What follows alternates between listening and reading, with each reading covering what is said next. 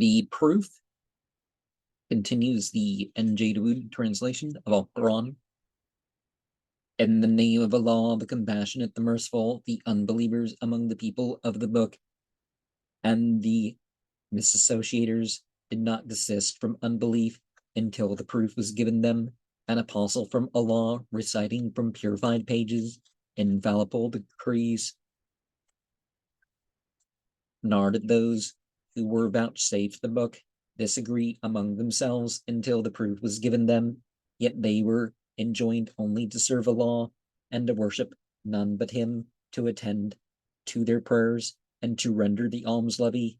That surely is the infallible faith.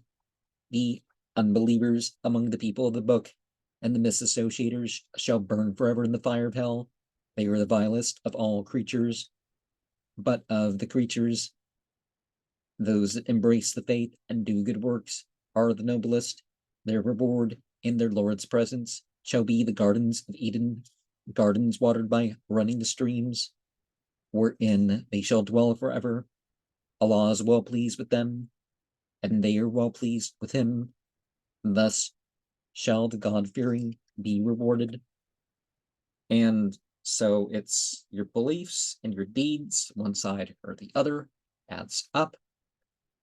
And religion, we accept the religion as it came pure through whatever prophet. And every people has enough for a prophet. Be sure that they don't fall into sectarianism, that they don't fall into straight up disbelieving in the right path altogether.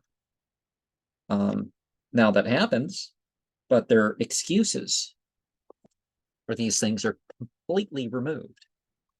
And the fact that there are prophets and not just signs in nature is,